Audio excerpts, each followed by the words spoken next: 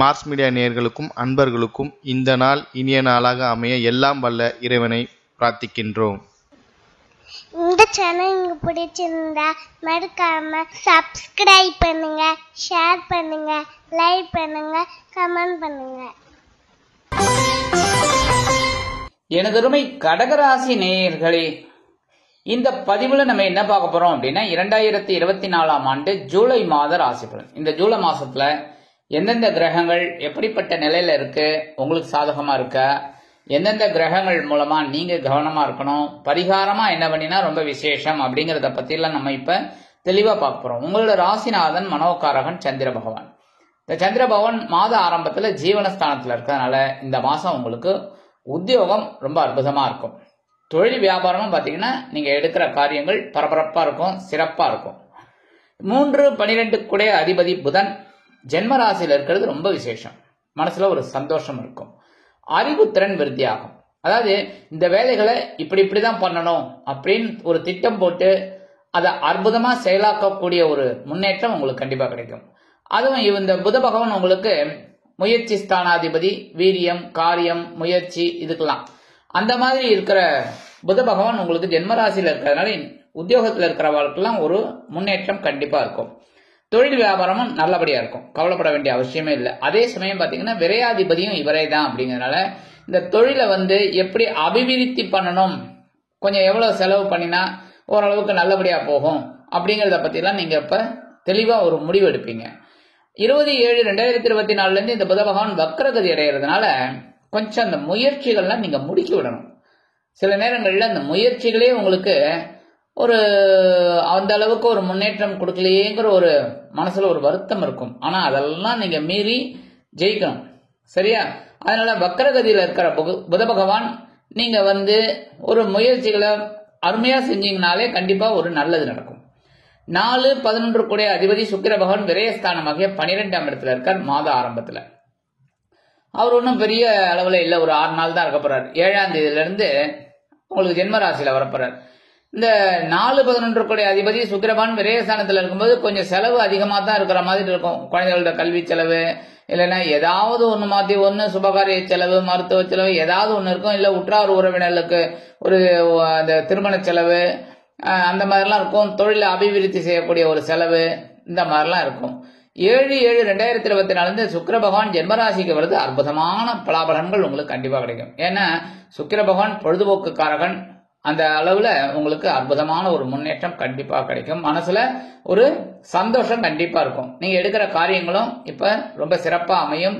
மனசுல பொழுதுபோக்கு அம்சங்களுக்கு இடம் கொடுப்பீங்க. ஏன்னா கொஞ்சம் டைவர்ட் பண்ணிக்கலாம் அப்படிங்கிற மாதிரி ஒரு சிச்சுவேஷன் உங்களுக்கு இருக்கிறதுனால பொழுதுபோக்கு அம்சங்களுக்கு நீங்க அருமையா இடம் கொடுப்பீங்க. 5-10 கூடிய அதிபதி செவ்வாய் பகவான் ஜீவனஸ்தானமாகிய 10ஆம் இடத்துல ஆட்சி அமைச்சு சூப்பரா இருக்கிறதுனால உத்தியோகத்துல பரபரப்பா இருப்பீங்க, சுறுசுறுப்பா இருப்பீங்க. அதற்குண்டான ஒரு உயர்வுகள் இதெல்லாம் உங்களுக்கு ஓரளவுக்கு வந்துட்டு இருக்கும். குழந்தைகள் ஆதரவா இருப்பாங்க. நீங்க சொல்ற வேலைகள் எல்லாம் இந்த குழந்தைகள் அற்புதமா கேட்கறதுனாலே உங்களுக்கு மனசுல ஒரு சந்தோஷம் இருக்கும். அதே மாதிரி எடுக்கிற காரியங்களும் இந்த நேரத்துல உங்களுக்கு அற்புதமாக இருக்கும்.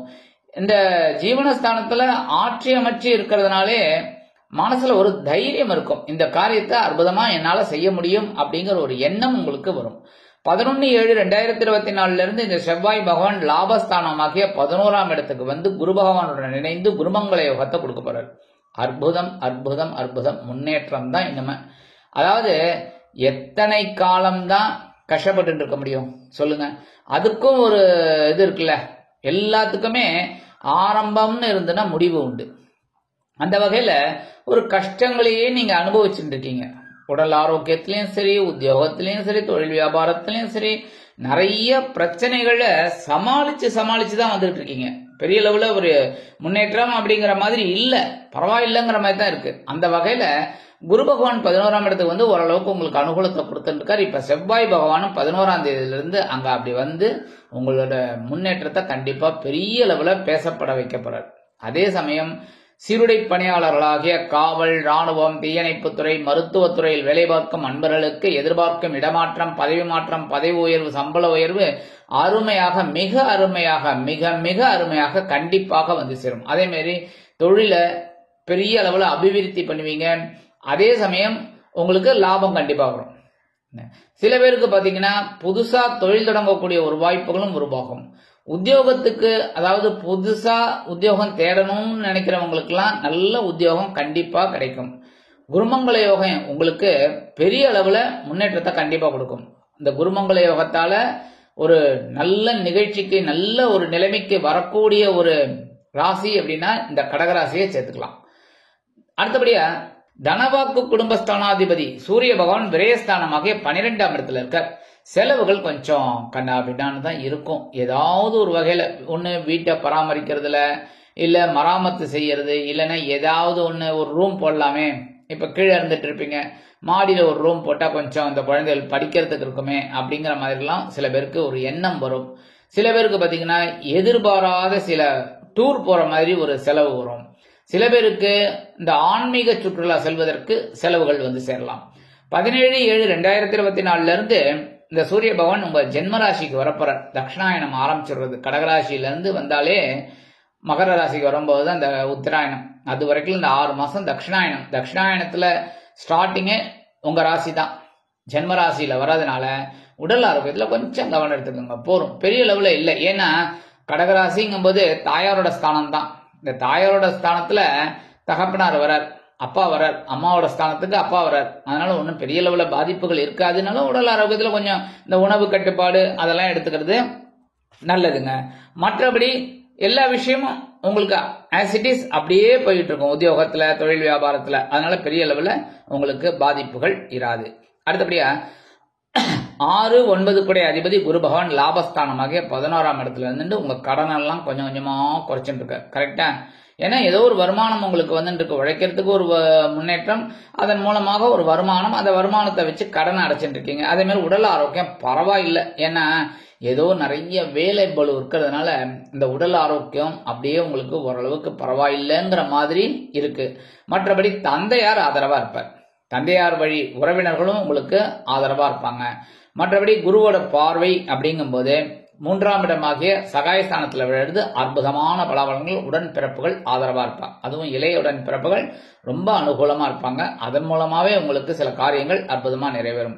அரசாங்கத்துறையில இருக்கிறவாளுக்கெல்லாம் எதிர்பார்க்கிற அந்த உயர்வுகள் கண்டிப்பா கிடைக்கும். அடுத்தபடியா 7ஆம் பார்வை உங்களோட பஞ்சமஸ்தானத்தை பார்க்கறதுனால குழந்தைகளின் மூலம் மனமகிழ்ச்சி ஏற்படும். குழந்தைகளுக்காக சில முக்கிய செலவுகளை முன்னேற்பாடுகளை செய்வீர்கள். அவங்க மூலமா உங்களுக்கு சில சந்தோஷங்கள் காத்திருக்கிறது. சந்தோஷங்கள் வந்து கொண்டே இருக்கும். அடுத்தபடியா ஆன்மீக சுற்றுலா செல்வதற்கு சில வாய்ப்புகள் உங்களை தேடி வரும்.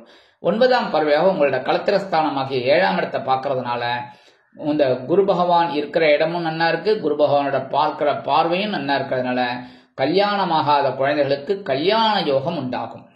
கல்யாண யோகம் இல்லாத குழந்தைகளுக்கு இந்த தடை தாமதங்கள்லாம் இருந்தது பாருங்க, அதெல்லாம் இப்ப விலகும். அருமையான சுபகாரிய நிகழ்ச்சிகள் கைகூடும். அடுத்தபடியா 7, 8 கூட அதிபதி சனீஸ்வர பகவான் அஷ்டமஸ்தானத்துல இருக்கார். அஷ்டமஸ்தானத்துல இருக்கிறதுனாலேயே குழப்பம் அப்படின்னு நினைச்சிட்டு இருக்கீங்க. ஆனா இப்ப அவர் வக்ரகதியில இருக்கிறதுனால உங்க உடல் ஆரோக்கியம் இப்ப சிறப்பா இருக்கும். எடுக்கிற காரியங்கள் சிறப்பா இருக்கும். வாழ்க்கை துணை உங்களுக்கு ஆதரவா இருப்பார். எல்லா விதத்திலுமே உங்களோட அவமானங்கள், கஷ்டங்கள் கண்டிப்பாக மறையும், குறையும். சரியா? அடுத்தபடியா நீங்க எடுக்கிற காரியங்களும் இப்ப அற்புதமாக இருக்கும். அடுத்தபடியா சாயா கிரகமான ராகு பகவான் பாக்கியஸ்தானமாக 9ஆம் இடத்துல இருக்கார். தந்தையாரோட உடல் ஆரோக்கியத்துல கொஞ்சம் கவனமா இருக்கும், அது போறோம். மற்றபடி தந்தையார் உங்களுக்கு ரொம்ப ஆதரவா இருப்பார்.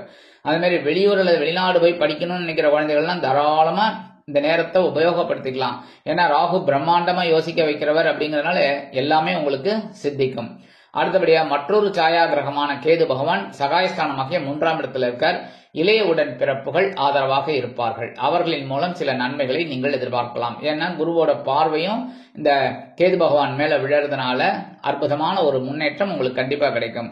அதே மாதிரி மனசுல தைரியம் இருக்கும். எந்த ஒரு காரியத்தையும் துணிஞ்சு செய்வீங்க, வெற்றி அடைவீங்க. கண்டிப்பா அதுக்கு உண்டான உயர்வுகள் உங்களுக்கு கண்டிப்பா கிடைக்கும். சரி, பரிகாரமா என்ன பண்ணினா ரொம்ப விசேஷம். சிவாலயம் போயிட்டு வாங்கோ. சிவாலயம் அப்படின்னா சிவன் கோயில். சிவன் கோயிலுக்கு போயிட்டு ஒரு 10 நிமிஷம் எல்லாம் சிவன், முதல்ல விநாயகர், முருகர், சிவன், பார்வதி எல்லாரையும், நவகிரகங்கள் எல்லாரையும் வழிபாடு பண்ணிட்டு ஒரு அக்கடான்னு இந்த பிரகாரத்துல ஒரு 5 நிமிஷம் இல்ல 10 நிமிஷம் உட்கார்ந்து தியானம் பண்ணுங்க. ஓம் நம சிவாய. கண்டிப்பா ஒரு பெரிய மாற்றம் உங்களுக்கு கிடைக்கிறதா இல்லையா பாருங்க. கண்டிப்பா ஒரு பெரிய மாற்றம் கிடைக்கும். மனசுல ஒரு தெளிவு கிடைக்கும், மனசுல ஒரு அமைதி கிடைக்கும், நீங்க எடுக்கிற காரியங்களுக்கு ஒரு தீர்வு கிடைக்கும், எல்லாத்துலயும் ஒரு முன்னேற்றம் கண்டிப்பாக கிடைக்கும். அடுத்தபடியா நவ கிரகங்களில் உள்ள சனீஸ்வர பகவானுக்கு சனிக்கிழமைகளில் எல் தீபம் ஏற்றி வழிபாடு பண்ணுங்க. சில பேர் சொல்லுவா எல் ஏற்றக்கூடாது அப்படின்னு. அதெல்லாம் கிடையாது. தொன்று தொட்டு இது வந்துட்டு இருக்கு. அதனால வழக்கம் அப்படிங்கும் போது அதை செய்யறதுல தப்பு கிடையாது. ஏன்னா சில பேர் அந்த எள்ளு வெடிக்கும் பதிலா, அதனால அதெல்லாம் கூடாது, தானியம் வெடிக்கப்படாது எள்ளு அப்படின்னு. அதெல்லாம் இது இல்லை. மிளகு தீபம் பைரவருக்கு போடுறோம். அதே மாதிரி ஒவ்வொரு சுவாமிகளுக்கு ஒவ்வொரு இது நம்ம பண்றோம். அதனால தப்பு கிடையாது. இது என்னோட கருத்து. மற்ற கருத்துக்குள்ள நான் போக விரும்பல, மற்றவங்களோட கருத்துக்குள்ள நான் போறதுக்கு விரும்பல. இது என்னோட கருத்து. சோ நீங்க தாராளமா எல் தீபம் ஏற்றி வழிபாடு பண்ணலாம், தப்பு கிடையாது. ஆகமத்துல இருக்கு, ஆகமத்துல இல்ல அப்படிங்கறதெல்லாம் அடுத்தது. ஆனா ஆகமத்துல இருக்கிறதுனால தான் எல்லா கோவில்லையும் எல் தீபம் வழிபாடு பண்றதுக்கு அலோ பண்றா. என்ன இல்லைன்னா அலோ பண்ண மாட்டாங்களே. நீங்களே யோசிச்சு பாருங்க. இப்ப ஆகமம் கிடையாது, பண்ணக்கூடாது அப்படின்னு ஒரு ஸ்ட்ரிக்டா இருந்தது அப்படின்னா எந்த கோவிலையும் எல் தீபம் ஏற்றக்கூடாதுன்னு ஒரு போர்டு போட்டுருவா. இதுலயும் திருநள்ளாறுலயும் இதுலயும் போட்டுருவா, எல் தீபமே ஏற்றக்கூடாதுன்னு. அதெல்லாம் கிடையாது. அதனால எல் தீபம் தாராளமா ஏற்றலாம். எல் தீபம் ஏற்றி வழிபாடு பண்றதுனால சனி பகவானால் உங்களுக்கு ஏற்படக்கூடிய சில நன்மைகள் கண்டிப்பாக கிடைக்கும். இந்த நேரத்துல பத்தில நான் சங்கடங்கள்னு சொல்லல. ஏன்னா சனி பகவான் சங்கடத்தை கொடுக்க மாட்டார், புரியுதா? ஒரு நியாயமான தீர்வை கொடுப்பார். இப்படி பண்ணணும், அப்படி பண்ணணும். அதனால இந்த சனிக்கிழமைகளில் எல் தீபம் ஏற்றி சனீஸ்வர பகவானை வழிபாடு பண்றது உங்களோட முன்னேற்றத்திற்கு கண்டிப்பாக ஒரு வழி கிடைக்கும். மற்றபடி இந்த சின்ன சின்ன பரிகாரங்கள் பண்ணினாலே 2024ஆம் ஆண்டு ஜூலை மாதம் ஒரு அற்புதமான ஏற்றம் தரும், மாற்றம் தரும், இனிமைகளை அள்ளித்தரும் மாதமாக அமையும் என்று கூறி விடைபெறுகிறேன். நன்றி, வணக்கம். மீண்டும் ஒரு அருமையான பதிவில் நான் உங்களை மனமகிழ்ச்சியோடு சந்திக்கிறேன். வாழ்த்துக்கள். வாழ்க வளமுடன். இந்த சேனல் உங்களுக்கு பிடிச்சிருந்தா மறக்காம சப்ஸ்கிரைப் பண்ணுங்க, லைக் பண்ணுங்க, ஷேர் பண்ணுங்க.